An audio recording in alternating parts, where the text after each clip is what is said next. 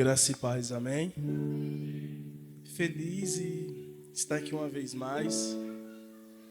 Feliz em estar no meio de amigos. A voz está meia falha, porque semana foi bem pesada, bem puxada. Gripe, febre, um monte de coisa, um monte de correria.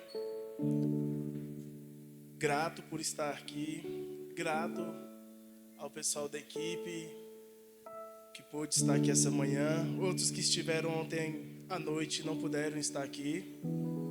Trabalho, correria. Grato a Deus pela vida do Peter, do Léo, do pastor Rony, da sua esposa, Larissa.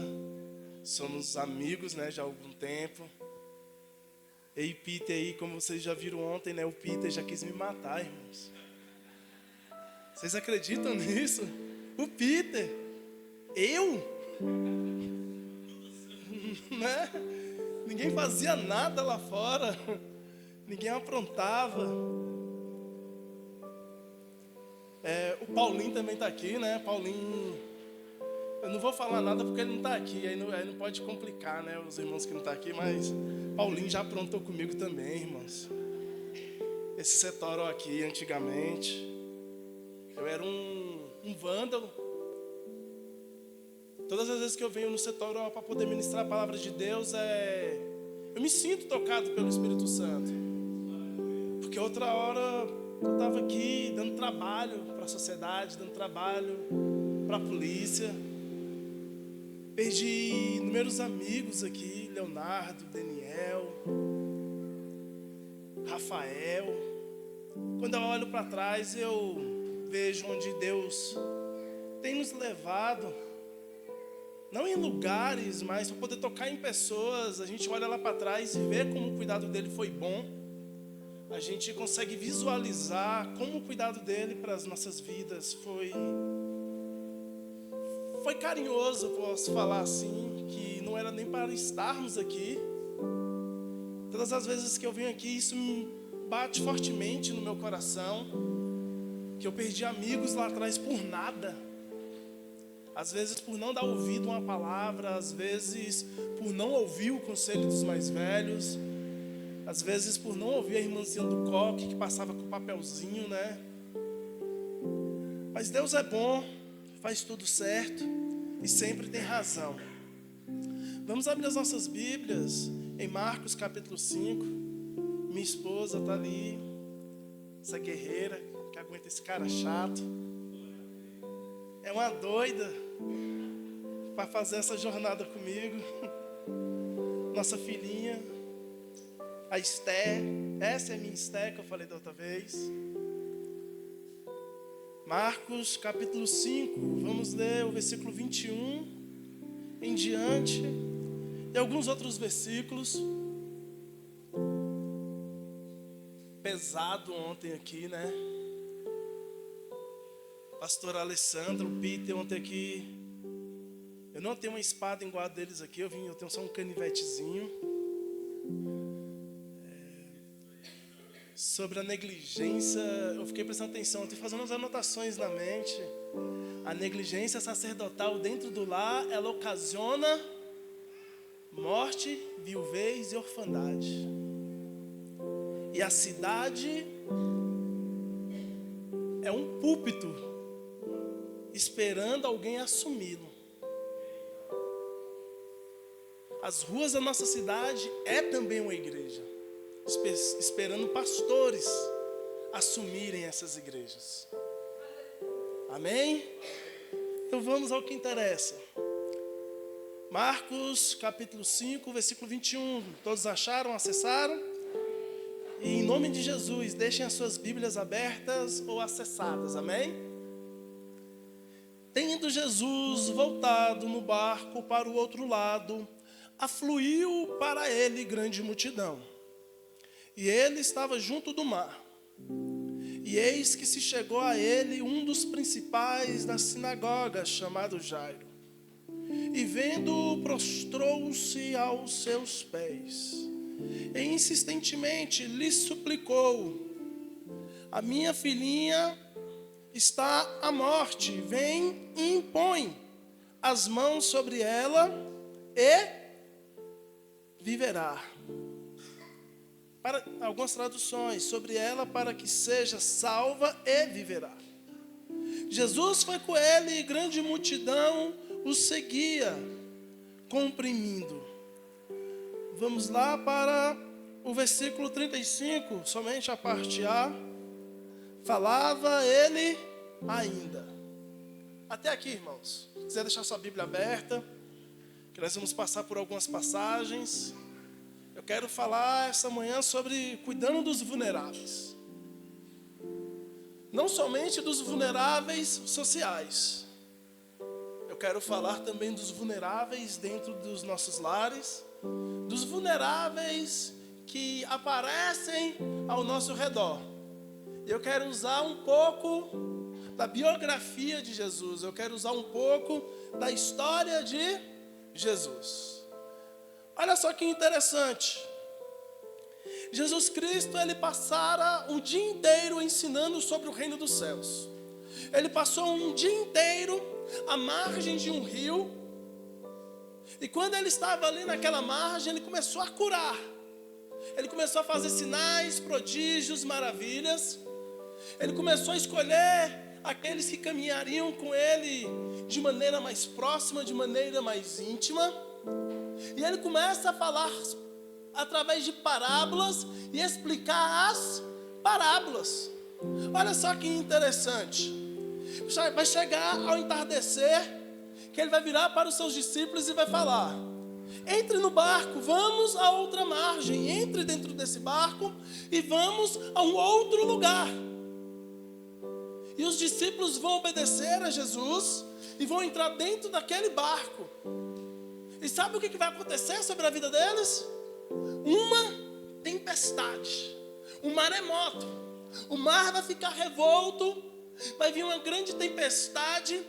As águas vão entrar dentro do barco. O barco parece que vai a pico, ou seja, arrebentar-se no meio. E nós olhamos por muitas vezes e não entendemos. Nós pensamos que o reino é somente medalhas sobre honra ao mérito. Nós pensamos muitas vezes que seguir a Jesus, ouvir a Jesus, obedecer a Jesus será somente uma vida sem lutas, sem provações. Eles estão dentro de um barco porque ouviram a Jesus. Eles estão dentro daquele barco obedecendo a voz que eles ouviram. E vai vir uma tempestade sobre a vida deles. Se nós olhássemos para a vida de Jonas, quando ele enfrenta a tempestade, entrando dentro de um barco por desobedecer a Deus, nós concordaríamos, todos aqui falaríamos: é consequência dos teus atos, é consequência da tua desobediência. Mas os discípulos aqui, eles obedeceram a Jesus. Eles ouviram a voz, eles ouviram a instrução. E agora estão passando por uma provação. Quantas vezes é assim com as nossas vidas? Quantas vezes é assim? Nós estamos obedecendo, nós estamos fluindo no reino, nós estamos fazendo a vontade dEle, só que nada parece dar certo, nada parece estar de acordo com a vontade dEle. Parece que a nossa movimentação está perdida, porque eu entendo e compreendo e consigo discernir que quando nós estamos nos movimentando sem ouvir o céu, é uma movimentação para nos perdermos em labirintos desse mundo. Mas quando nós estamos ouvindo e vem essa tempestade, o que nós devemos fazer? Por que Ele permite a tempestade? Por que Ele permite a luta? Por que Ele permite a provação? Mesmo quando nós estamos no centro do seu querer, para nos levar a um nível mais profundo de intimidade, para experimentarmos a sua glória. Olha só o que Paulo fala em Romanos capítulo 8. Eu estou bem certo que as aflições desse tempo presente não há de se comparar com a glória que há de ser manifestada em quem? Em nós. Porque a nossa leve e momentânea tribulação produzirá em nós um peso peso eterno de glória. Olha só o que o apóstolo Paulo faz agora em 2 Coríntios. Ele compara a tribulação, as lutas, as provações desse mundo com o peso da glória.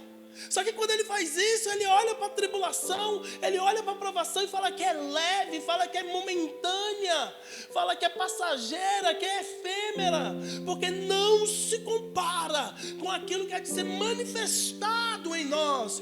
E vamos ser sinceros, nós só descobrimos valores em nós mesmos, talentos em nós mesmos, pelas provações que Deus permitiu que nós passássemos até aqui. E sabe por que nós temos que louvar a Ele? Porque isso é um sinal claro e nítido do seu amor. Porque foi Ele que sustentou a nossa estrutura. Nós só estamos aqui, não é pela força do nosso braço, mas é porque Ele sustentou a nossa estrutura. E aqueles homens eram peritos naquele lugar.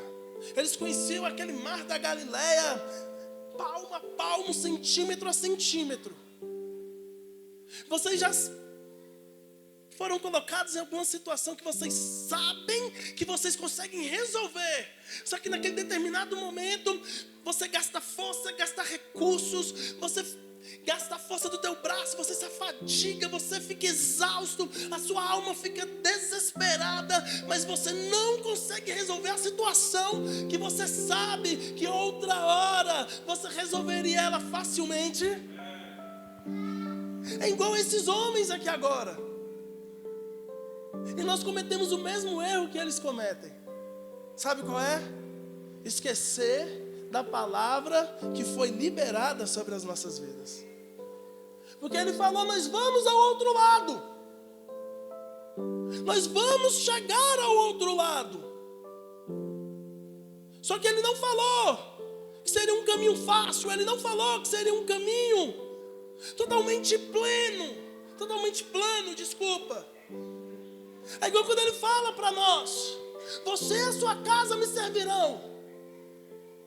Eu vou te levantar, eu vou te usar para algo, eu vou te ungir para algo, eu vou derramar algo sobre a sua vida. Ele libera a palavra, mas ele não revela o processo. Porque se ele revelasse o processo, sabe o que aconteceria muitas vezes? Nós iríamos desistir. Ele deu um sonho para José. Ele mostrou o cumprimento do sonho e cumpriu o sonho.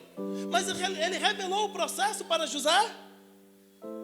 E olha só que interessante, amados. No processo, a traição, uma túnica rasgada, lá na frente manifestou celeiros cheios e perdão para os seus irmãos. Olha só que interessante. É isso que nós temos que entender. E aqueles homens ficaram desesperados, esqueceram da palavra. E muitas vezes Deus nos coloca nessa situação para nós irmos até Ele, despertá-lo, para nós irmos até Ele, tocar nele. E esses discípulos, para ganharmos tempo, vão lá e despertam Jesus.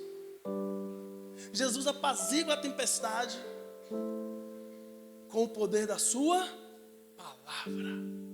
Pelo poder da sua palavra. Guardem isso em nome de Jesus. Pelo poder da sua palavra.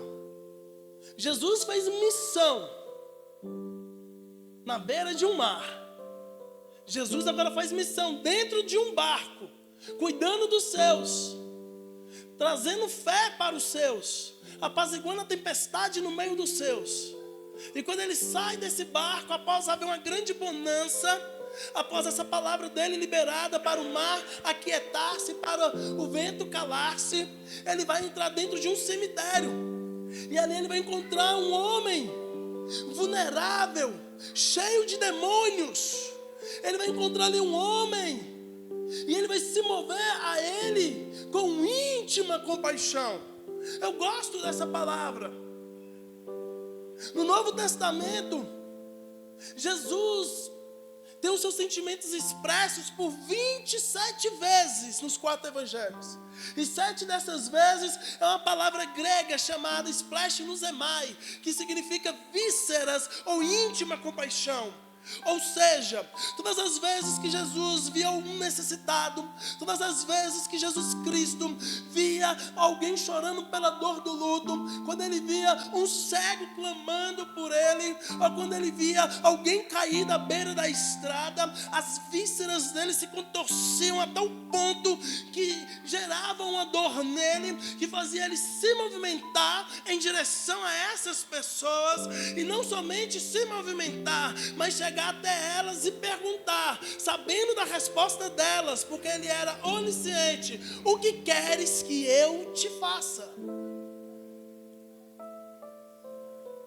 Porque ele sabia que elas iriam pedir aquilo que iria mudar a vida delas. E Jesus Cristo vai entrar dentro de um cemitério. Quem quer nos dias atuais, quem quer nos dias de hoje, entrar dentro de um cemitério e encontrar um homem endemoniado, pelo amor de Deus, quebrando sepulcros, acorrentado.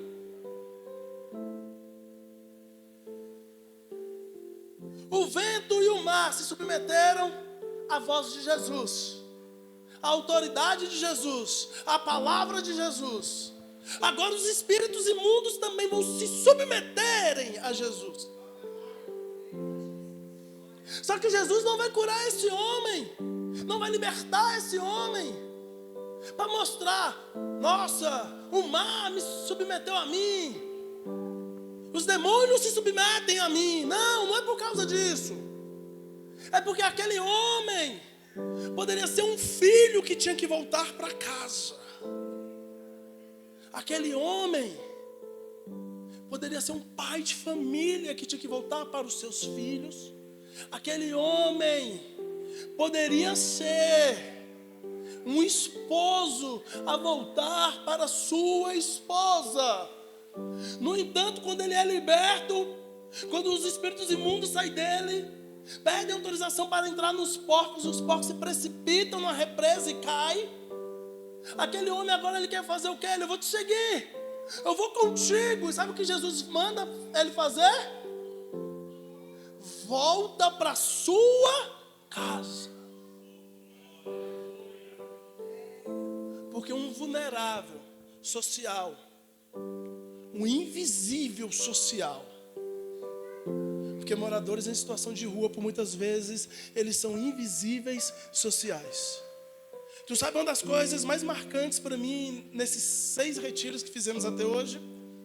Foi no dia, pastor Ronivaldo, quando um chegou na gente e falou bem assim: obrigado. Eu falei: por quê, meu amigo? Tá bom o churrasco, tá bom o banho, tá bom as refeições, o culto. Ele: não. Eu falei: por quê então? E ele: vocês nos enxergaram. Vocês nos viram. Porque quantas vezes nós passamos e só olhamos aquele estereótipo, aquela paisagem pejorativa aos nossos olhos, e nos esquecemos que ele é um filho, que ele é um pai, que ele é um esposo. Quantas vezes nós ignoramos a história por trás, ignoramos o conteúdo pela capa do livro. Quantas vezes nós fazemos isso? Quantas vezes nós agimos dessa maneira?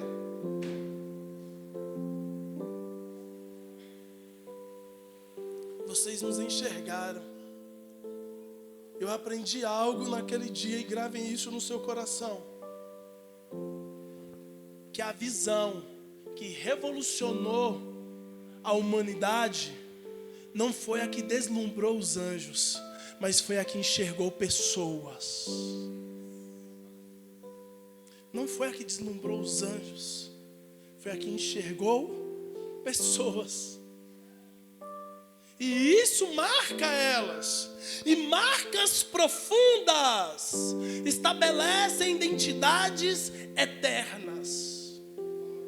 É isso que nós temos que aprender, que marcas profundas, elas têm o poder de estabelecer identidades eternas. Temos inúmeros casos de pessoas que foram alcançadas no primeiro retiro. Tem as suas quedas, tem as suas lutas, mas estão aí permanecendo, estão aí lutando de alguma maneira para não darem mais trabalho para a sociedade, mas porque regressaram para a sociedade, estão dispostos a dar uma resposta a elas. A ela, desculpa. Eu fui ligar para um dos que nós resgatamos e ele falou para mim da seguinte maneira: eu não vou poder ir esse ano. Eu falei, por quê? Ele, não, porque a minha esposa está grávida e eu não quero mais cair, que eu tive umas quedas e... Só que não era mais o inimigo, era falta de vergonha na minha cara. E esse ano eu não vou porque eu estou conseguindo um emprego de garçom. Agora eu tenho que trabalhar dobrado porque meu filho está vindo aí.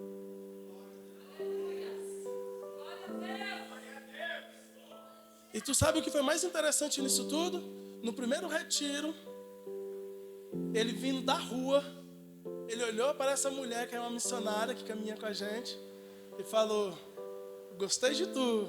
Ela, eu vou me tratar, eu vou me ressocializar, Jesus vai me transformar e eu vou casar contigo.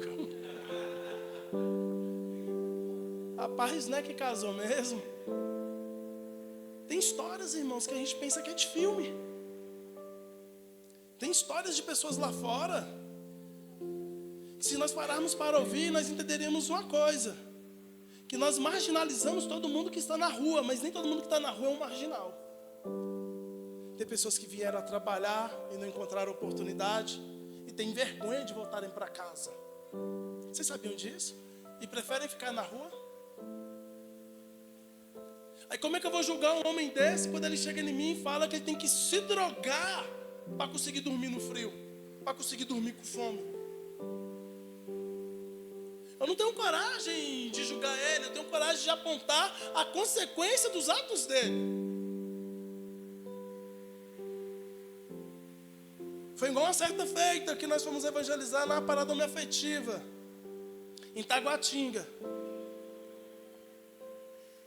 Quando nós chegamos lá, eu novo na fé, agi de maneira irresponsável, eu falei, quem vai evangelizar aquele ali é eu. Homem com silicone, todo nu. E eu falei, Jesus te ama. E eu aprendi que eu não devo mais falar isso, porque o evangelismo acaba. Jesus te ama, Ele te ama também. Amém, acabou. É ou não é assim? E eu me lembro que quando eu falei isso para ele, ele olhou para mim cheio de ódio e falou o que para mim? Eu falei que Jesus te ama, que Deus deu o Filho dele por nós, por você, por mim. Ele, então cadê o teu Deus? Quando meu pai me expulsou de casa, quando descobriu que eu era homoafetivo. Cadê o teu Deus? Quando eu vim morar na rua, quando eu passei fome. Cadê o teu Deus? Quando eu estava dormindo na rua e só por eu ser desse jeito, vinham e me agrediam, me furavam, me davam paulada, me apedrejavam. Cadê o teu Deus? Eu me lembro que eu virei para ele com os olhos cheios de água e comecei a chorar. E eu falei, me perdoa, me desculpa, me perdoa. O meu Deus sempre esteve aqui. Quem não esteve foi eu como igreja. Quando você estava com fome, quando você estava com frio, quando você era violentado. Me perdoa, porque quem faltou não foi Deus, quem faltou foi eu como igreja. Me desculpa, me perdoa. Eu me lembro que nós tiramos aquele rapaz daquele lugar, levamos ele para uma casa de reabilitação. Eu encontrei ele tempos mais tarde, eu nem reconheci, porque ele não era mais um homem afetivo, ele era um presbítero de uma Assembleia de Deus. Às vezes é parar, é ouvir, é chorar junto. Às vezes é só isso, é só entrar em um determinado lugar como Jesus Cristo entrou. E ali ser uma boca de Deus, ser uma voz profética, liberar palavras. E Jesus volta agora, sabe por quê que Jesus vai sair dali? Porque as pessoas, por causa dos porcos, vão expulsar Jesus no meio deles. E aqui eu vou terminar a introdução, vou entrar na mensagem agora, no texto qual que nós lemos. E Jesus Cristo volta. E nós temos feito isso muitas vezes, sabia, pastor Ronivaldo? Nós temos tirado Jesus do nosso meio muitas vezes. Mas como assim, Fábio? Quando ele não é o centro do culto. Quando ele não é o centro de todas as coisas. Quando ele não é o centro do louvor, não é o centro da palavra, não é o centro da casa está aberta. Ele é o centro de tudo. De todas as coisas. E ele volta. E vai afluir uma grande multidão. Aí vai vir agora um dos principais da sinagoga. Com um problema gravíssimo dentro de casa. A sua filha, com aproximadamente 12 anos, ela está quase morta, semi-morta, moribunda.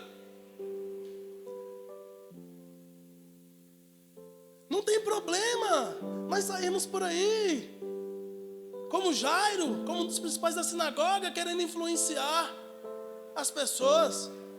O problema é quando nós queremos fazer isso e os nossos filhos estão morrendo dentro de casa.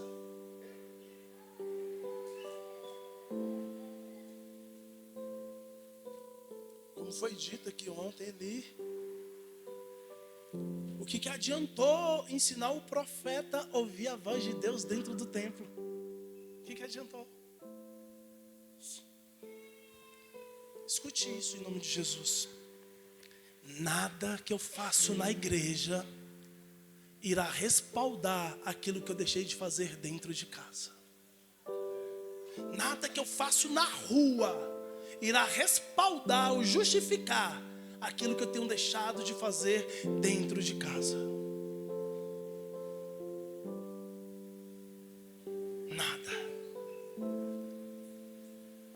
O ministério não pode ser o sepulcro da família.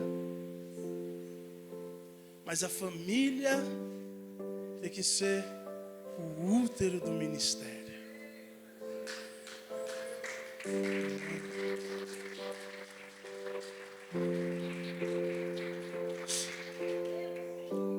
Porque aquilo que fazemos através da família influencia a vizinhança, influencia uma cidade, influencia um país, influencia uma nação, influencia a história.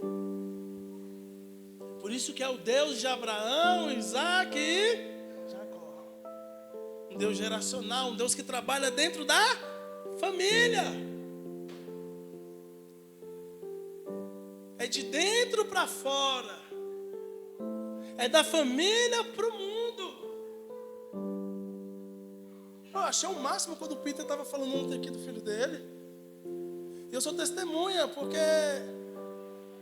a última vez que eu preguei ainda na outra igreja, na Mima, que o pastor Roger ainda estava vivo, a gente depois fomos para uma pizzaria. Quando as pizzas chegou, todo mundo foi comer, ele deu um grito. Ele, não, vocês ainda nem oraram.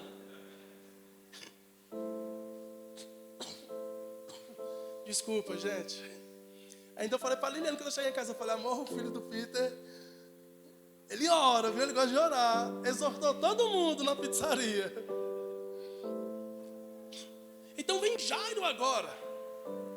E nós temos que entender o contexto da época. Todo o sistema religioso era contra Jesus.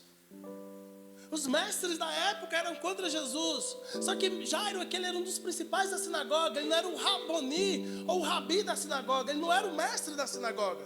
Ele era uma pessoa fluente da sinagoga. Um homem de posição. Um homem de prestígio. E o lado onde ele estava era totalmente contrário ao lado de Jesus. Então, possivelmente, ele foi em inúmeras outras portas. Gastou recursos. Contou o seu drama para inúmeras pessoas e ninguém foi capaz de resolver. Só que um dia ele tomou uma decisão. E sabe que decisão foi essa? Ele foi até os pés de Jesus e se rendeu. Sabe o que falta para nós muitas vezes, antes de irmos até os vulneráveis, e nós vamos chegar lá? É primeiramente ir até Jesus e se render a Ele. É se prostrar, é adorar.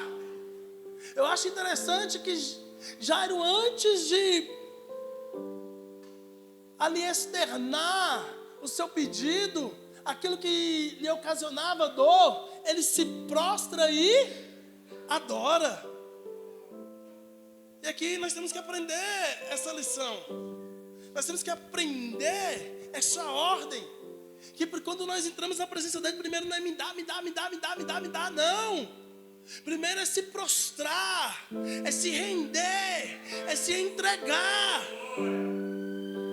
Aí depois, sabe o que vai acontecer? Jairo conta o drama dele. Jairo conta a história dele, conta o que está se passando dentro da casa dele. E ele leva Jesus para a casa dele, amados. Quer um conselho? O Jesus que nós pregamos, o Jesus que nós adoramos através dos louvores, o Jesus que nós clamamos através da oração, o Jesus que nós viemos aqui cultuá-lo, nós temos que levar ele para a nossa casa. Que quando nós levamos ele para a nossa casa, sabe o que vai acontecer? Na jornada dessa caminhada para o nosso lar, alguém será impactado. E Jairo está indo, e uma multidão está apertando Jesus, junto com Jairo, está suprimindo a Jesus. E agora aqui nessa história é acrescentado outro drama. Uma mulher vulnerável socialmente. Uma mulher que havia cerca de 12 anos, que estava jorrando sangue, que tinha uma hemorragia. E isso é grave, sabe por quê? Porque lá em Levítico capítulo 15, quando fala da lei mosaica, a lei que Deus deu a Moisés, todo aquele sistema de lei, fala que quando uma mulher estava com esse tipo de doença, ela era considerada impura. Ela era considerada, numa linguagem mais coloquial nos dias de hoje, ela era considerada suja. Ela era considerada suja, impura. E sabe o que tinha que acontecer com ela? Ela tinha que ficar isolada. Ou seja, ela era segregada, uma segregada social, por causa da condição dela. E tu sabe quem são os segregados sociais hoje por causa das suas condições? O usuário de pedra, o alcoólatra, um homem afetivo. E eu vou rasgar logo o verbo aqui, pode? A igreja brasileira hoje, ela tem que começar a se aprofundar como tratar um homem sexual e o seu processo de libertação. Porque nós temos paciência com o ladrão, com o mentiroso, com o adúltero. Agora, quando o homossexual chega na igreja, a gente quer que ele muda da noite para o dia. Não é assim. Deixa eu contar aqui algo rapidinho, abrir parênteses. Tinha um amigo meu, vou dar um nome aqui fictício para ele, Kaique. Ele falou, rapaz, eu estava indo para a igreja ali, eu fui 2 cultos, eu estava gostando. Eu sei que eu estou errado, eu sei que eu estou indo contra a palavra de Deus, eu estava até gostando. Mas no 3º culto que eu vou no domingo, que eu chamo outro amigo para ir, acaba o culto, sabe o que a irmã falou para mim, Fábio? Aí eu falei, o quê? Não sei não, fala. Continua vindo, que Jesus logo vai te transformar num hominho. Aí eu falei, não, ela não falou isso não. Você está brincando comigo? Ela falou de jeito, e falou rindo. Outra vez, eu cheguei nele e falei, não é assim, cara. Nos perdoe. Por que nos perdoe? Porque somos membros do mesmo corpo. E se um membro padece, todo o corpo padece. Então o erro dele é meu erro. A falha dele é minha falha. Só para vocês verem o nível de muitos lugares.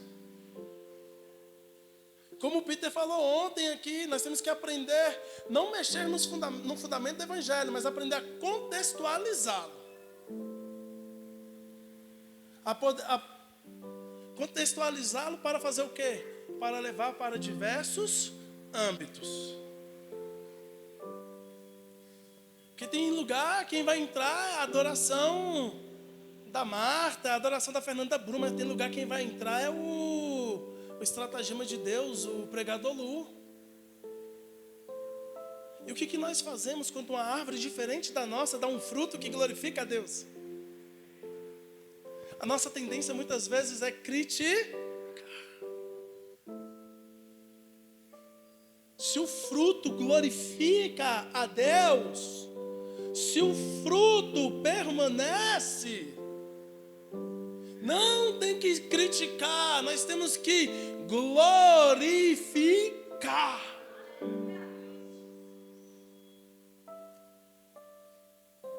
E essa mulher,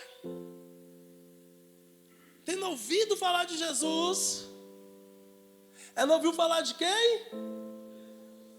De Jesus. Mas não é o meu Jesus, não é o seu Jesus. É aquele Jesus que ele mesmo se refere a ele em João capítulo 7, versículo 38. Aquele que crê em mim, como diz as Escrituras. Sabe qual é o nosso problema? A gente está vivendo numa época onde tem Cristos customizados. Tem Cristos sendo feitos à nossa imagem e à nossa semelhança. Está tendo um Cristo da igreja dos homens afetivos. Está tendo o Cristo comunista. O Cristo de direita. O Cristo de centro. Vocês já pararam para pensar o tanto de Cristo que está tendo hoje na mente das pessoas, sendo fundamentado por pessoas?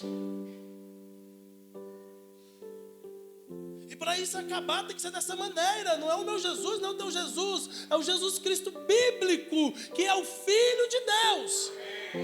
É o Jesus que está nas Escrituras, sem acrescentar, sem diminuir. É somente expressá-lo, é somente anunciá-lo através da boa notícia, que essa boa notícia uma hora vai penetrar até mesmo no coração mais duro, até mesmo no coração mais petrificado. Eu vou contar um segredo para vocês.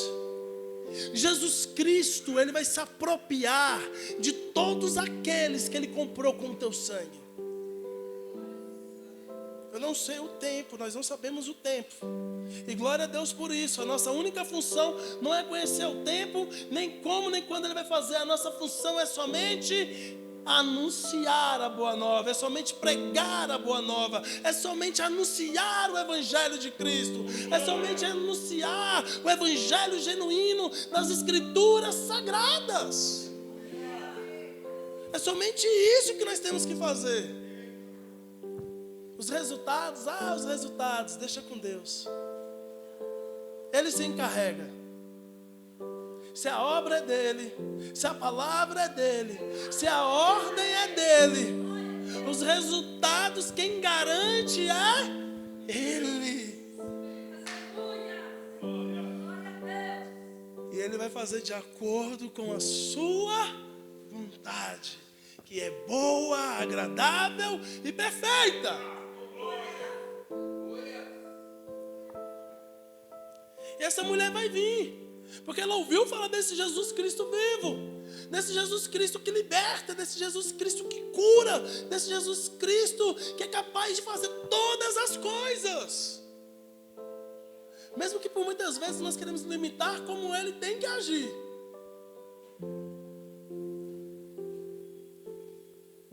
E se ela ouviu,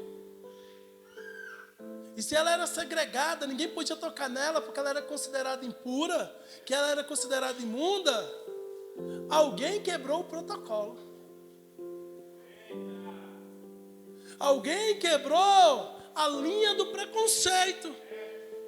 Alguém rompeu essa faixa de Gaza e anunciou Jesus para ela de uma forma tão eficaz, A palavra, como foi dito ontem, a fé vem pelo ouvir a palavra de Deus. Ela ouviu a palavra e tensionou no seu coração em fazer o quê? Tocar em Jesus. Eu vou tocar nele. Porque se eu tocar somente nas tuas vestes, eu serei curada. Alguém quebrou o protocolo. Lembra de João 4,4, quando Jesus Cristo, ele está em um lugar, acho que ele está na Galiléia, se eu não me engano, né? Ele vai ter que ir para a Judéia. Só que ele para e fala para os seus discípulos: mas me é necessário passar por onde? Samaria. E nós sabíamos que os samaritanos não se davam com os judeus. Desde lá da separação das tribos, lá em 1 Reis 18, a separação do reino do norte e reino do sul, que os judeus criaram um ódio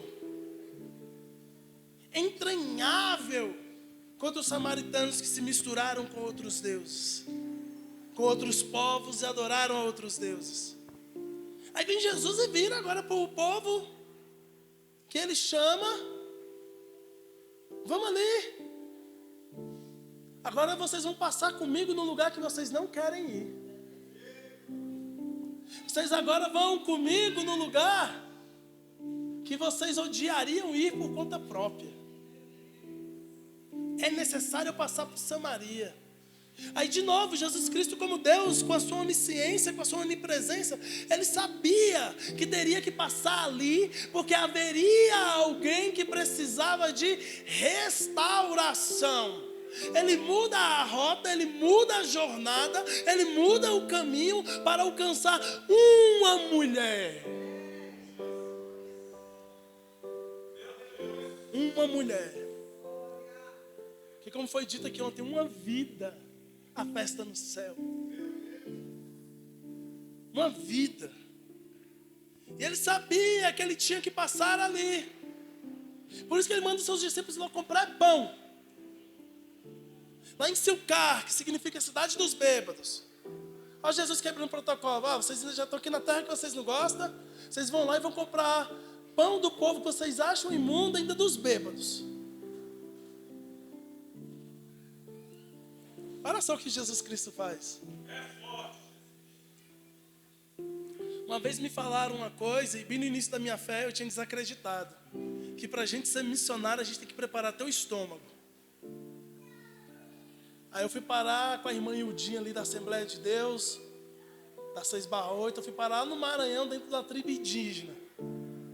Aí veio um povo lá dar umas carnes estranhas para nós, carne de rã, carne não sei de quê, carne não sei de quê. Você tem que comer, cara. Você vai fazer desfeita para o povo que foi caçar para poder te honrar, em forma de agradecimento por você estar lá anunciando o Evangelho. Ainda bem que eu só vim saber o que era depois. Porque pensa no caboclo fresco para comer, rapaz.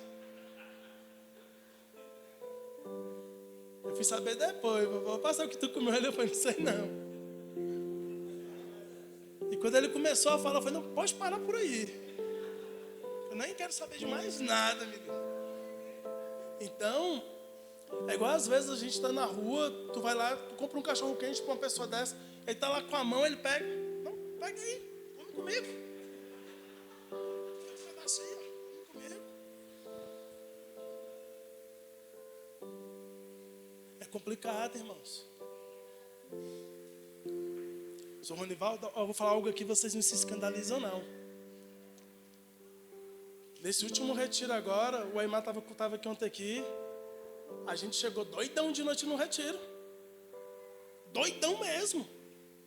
É tanta pessoa assim, pastor, só vou fumar mais esse cachimbo aqui, e eu entrei na Kombi, entrei no carro e vou pro retiro contigo. Aí ele fuma, aquele negóciozão, bora lá, pastorzão. Rapaz, 2 abraços desse, você chega lá, você quer sentar um pouco, quer tomar um banho, quer ficar distante um pouco das pessoas, que a gente às vezes fica, isso é comprovado cientificamente, às vezes só a gente ali com o cheiro da fumaça, às vezes sente mais efeito do que eles que estão ingerindo diretamente. Então tem muito retiro que a gente chega lá, o cara, vou beber só mais essa dosezinha aqui, vou. E vira pitulinha.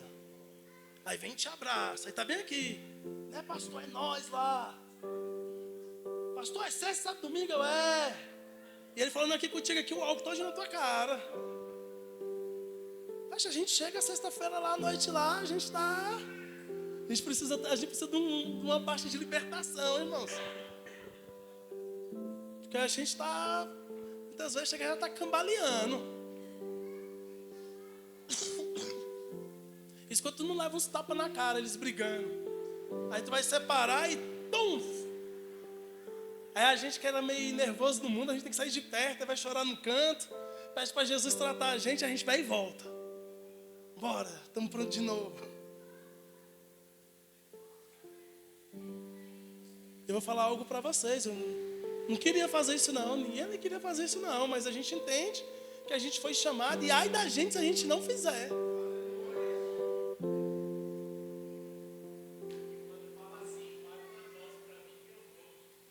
E quando eles falam, paga uma dose que eu vou. Eu dou a dose. Pago. Tu sabe por quê, irmã? Porque ele vai beber de qualquer jeito durante o dia. Ali pelo menos ele fez um acordo comigo, eu vou levar ele. Teve um que numa dessa falou isso, está lá na casa de recuperação tem 3 anos. Porque às vezes a gente fala algo dessa magnitude, a igreja se escandaliza, mas você deu uma dose. Eu falei, mas ele ia beber de qualquer maneira. E ele ainda falou para mim assim, eu sou o chefe. Se eu entrar dentro dessa Kombi aqui, eu levo, foi 15. Se eu entrar dentro dessa Kombi aqui, eu levo os outros aqui, tudinho comigo. Eu falei, bora parceiro, pega a dose. Paguei para ele, levou os 15. E um está na casa de recuperação até hoje. E o Farles estava, né, amor? E o Farles, que está em casa até hoje, estava nesse grupo. Farles tinha 5 anos nas ruas, com 2 filhas, a família feirante. E ele estava nesse grupo. Desde 2018 está liberto, está em casa, não está mais na rua, está com a família. E ele estava nesse grupo.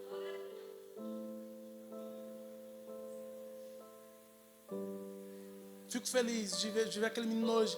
A gente encontrou ele dessa finura, hoje gordo. Quando está em Caldas Novas, tira foto, manda foto para a gente com a família. A mulher agora está esperando mais um. Então Deus restaura, irmãos. Deus ainda faz. Deixa eu voltar para a mensagem, senão não termina aqui hoje. E essa mulher, ela ouviu falar de Jesus, porque alguém pregou um Jesus bíblico para ela. E a fé vem pelo ouvir a palavra de Deus, foi ocasionado fé no coração dela, foi gerado fé. E ela vence a multidão. Uma mulher anêmica, imagine você, 12 anos derramando sangue. 12 anos sendo apontada, ali é imunda, ali é impura. Ela vence o preconceito por causa da palavra que ouviu. Ela vence a dor, ela vence a fraqueza por causa de uma palavra que alguém lançou para aquela vulnerável social, que alguém lançou para aquela segregada social. Porque alguém rompeu a faixa do preconceito e foi lá. Fez um culto na rua, fez um culto na praça, fez um culto no lar e ela ouviu. Ela vai e intenciona no coração dela e tocar em Jesus. Ela toca na orla do manto e Jesus fala, alguém me tocou. Aí em Lucas, que conta a mesma história, fala que Pedro vai e fala, uai Jesus, como é que alguém te tocou se está uma multidão dessa aqui te empurrando? Sempre é Pedro, né, irmãos? Sempre é Pedro. Sempre é Pedro para questionar, sempre é Pedro para querer refutar. Quis até repreender Jesus, né? Tenha pena de ti. Você já imaginou? Será que nós seremos fiéis como Pedro foi? Pedro, no mesmo capítulo, diferença de alguns versículos, ele ouve um elogio. Pedrão, Quem te revelou isso não foi nem a carne nem o sangue, mas foi o Pai que está no céu. Aí uns versículos depois, a partir de mim, Satanás. Nos dias de hoje, aqui não tem isso não, mas lá em Águas Lindas, uns não iam mais nem para a igreja. Ia ficar bicudinho. Como é que o pastor fala que eu tive uma revelação e depois me chama de Satanás? Só que eu posso falar algo para vocês. Nada é mais destrutivo e nocivo do que uma jornada cristã somente de amor sem exortação.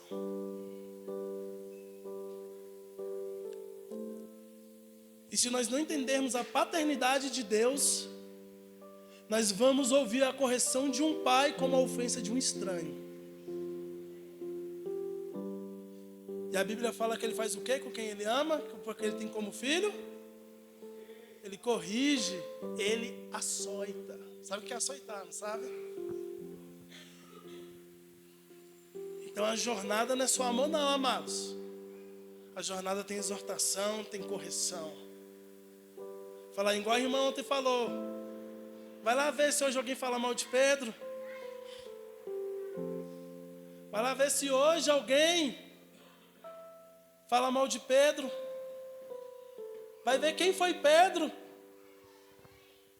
Vamos lá. E Jesus, alguém me tocou porque de mim saiu virtude. Do grego dunamis, a mesma palavra para poder. Porque ninguém toca em Jesus e continua da mesma maneira. Ninguém toca em Jesus e continua do mesmo estado. Ninguém toca em Jesus sem que nada aconteça com ele. Ninguém toca em Jesus e continua da mesma maneira. E Jesus vira e para. Lembra que essa mulher era uma segregada, ela era uma apontada. Se ela fosse casada, havia 12 anos que ela não viu o marido, que ela não viu os filhos.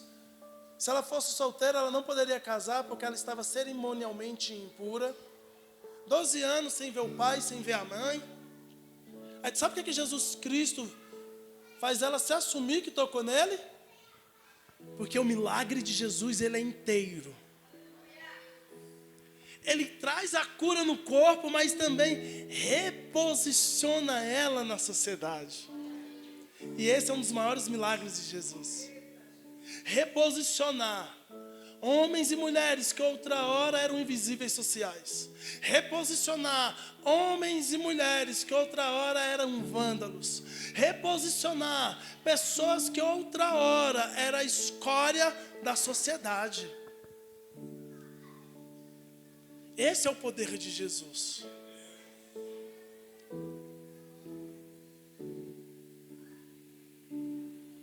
E Jesus Cristo, quando essa mulher assume, ele fala para ela: filha, não temas, a tua fé te salvou. Já parou para prestar atenção que vai ser sempre a tua fé te salvou ou a tua fé te curou? Você nunca vai ouvir ele falar: a tua fé te prosperou, a tua fé te transformou. Mas a tua fé te salvou, a tua fé te curou. Nas Bíblias mais antigas não vai ter a tua fé te curou, vai ser a tua fé te salvou. Salvação aqui vem do grego sosso, que significa inteiro, integralidade, totalidade. Ou seja, quando Jesus Cristo fala, vai que a tua fé te salvou, em outras palavras ele está falando, pode ir, porque eu entrei em todas as áreas da sua vida. Eu entrei em todas as áreas. Por isso que a tua fé te salvou. Eu operei naquilo que é visível aos homens, mas eu operei também naquilo que era visível somente a mim.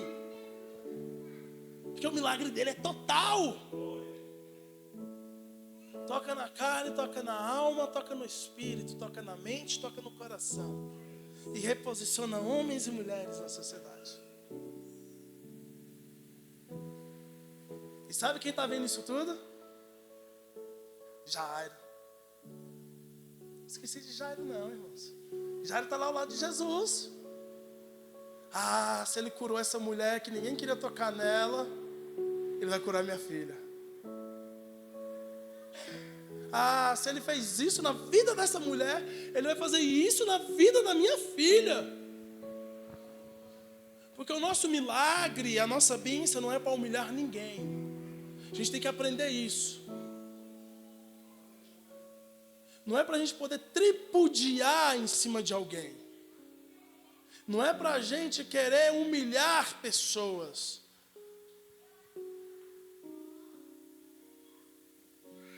Não é para a gente querer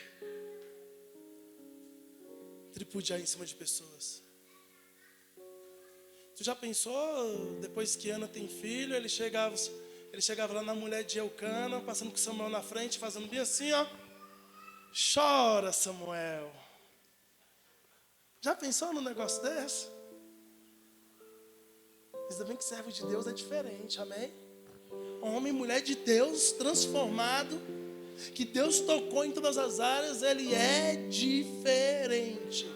E nós entendemos que a transformação que veio na nossa vida, ela tem que servir para impulsionar a fé de alguém. Ela tem que servir para fazer fumegar, para trazer chamas ao coração de alguém, para impulsionar a fé, a confiança, para poder expressar o reino dos céus. É isso que nós temos que entender. É isso que nós temos que aprender. Aí Jairo está cheio de fé. Se ele fez isso com essa vulnerável aqui fora, se ele fez isso com essa mulher aqui, que já estava 12 anos de lá para cá, sendo humilhada, ele vai curar minha filha. Aí Jairo está cheio de fé. Aí sabe o que acontece? Aquilo que acontece muitas vezes com a gente, quando a gente está bem firme com Deus, cheio de fé, vem pessoas querer jogar um balde de água fria, não é assim? Por que tu perturbas o mestre? A tua filha já? Tua filha já está morta, tua filha já morreu, Jairo. Para de perturbar o mestre, deixa o mestre quieto. E Jesus Cristo estava falando ainda.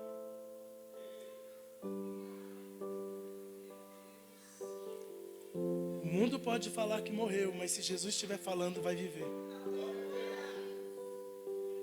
O mundo pode falar que não tem mais jeito, mas se Jesus estiver falando, ainda tem jeito. O mundo pode trazer o diagnóstico pior que tiver, mas se Jesus estiver falando, ainda tem jeito. E sabe qual é a coisa? E sabe qual é a coisa que nós temos que ter convicção quando nós estamos falando com esses vulneráveis lá? Que Jesus ainda está falando na nossa vida e através da nossa vida. Jesus Cristo ainda está falando na nossa vida e através da nossa vida. E se Jesus ainda está falando, nós temos que entender que a igreja é viva, que a igreja ainda transforma, que homens e mulheres, quando são enviados, através deles, Jesus Cristo vai fazer. Sabe por que é através de nós? Porque Ele fez em nós primeiramente, e toda a honra e toda a glória será tributada somente a Ele. Vamos colocar de pé em nome de Jesus. E Jesus vai entrar lá dentro da casa. Lá em Mateus 9 fala que vai estar sendo tocada uma música triste, uma música fúnebre. E Jesus Cristo vai entrar lá e vai falar: não, a menina não morreu, a menina só está dormindo, a menina apenas dorme. E alguns ainda vão debochar de Jesus, porque quem é carnal não compreende as coisas espirituais. Aí Jesus Cristo fala bem assim: sai todo mundo, vem cá os pais da menina. Vem cá, Tiago. Vem cá, João, e vem cá, Pedro. E aqui eu aprendo algo com Jesus, eu vou terminar aqui. De nós aprendermos a caminhar e andar com quem tem propósito. Quem estava na transfiguração com Jesus? Tiago, Pedro e João. Quem estava no Getsemane com Jesus? Pedro começa a igreja em Atos, Tiago morre pela igreja e João termina a igreja em Apocalipse. De uma multidão, Jesus tira um grupo, depois desse grupo ele tira mais 12, desses 12 ele tira 3, e desses 3 ele tem mais um, bem íntimo, que deitava e sentia e ouvia o coração dele. Sabe qual é o nosso desafio essa manhã? Ouvir o coração de Deus. E quando nós ouvimos o coração de Deus, sabe o que nós vamos ouvir lá? Homens, mulheres, nações, pessoas. Esse será o batimento dele. O anseio. Sabe o que nós iremos continuar ouvindo no coração dele? Que ele não quer que nenhum se perca. Essa é a vontade dele, que nenhum se perca. Marta, pode ficar à vontade. Lembre-se disso em nome de Jesus. A visão que revolucionou a humanidade não foi a que deslumbrou os anjos, mas foi a que enxergou pessoas. Enxergue pessoas em nome de Jesus. Nós pensamos muitas vezes que os vulneráveis só estão lá fora, mas podem existir vulneráveis dentro dos nossos lares. E se nós conseguirmos diagnosticá-los, ali será o nosso campo missionário. Missão não é só sair não, irmãos. Muitas vezes missão tem a ver em você ficar e resgatar quem está lá dentro. Todo mundo às vezes me pergunta, Fábio, todo mundo na igreja tem que fazer? Eu falei, não, mas toda igreja tem que ter alguém que faça. Já imaginou se todo mundo faz a mesma coisa? Quem ia discipular, quem ia consolidar, pastor? Quem ia aconselhar, quem ia cuidar? O movimento da mão não é o mesmo movimento do pé, gente. Mas que toda movimentação glorifique o cabeça, que é Cristo Jesus. Vamos ouvir a nossa irmã Marta adorar. Faça desse momento a sua oração. Glória a Jesus.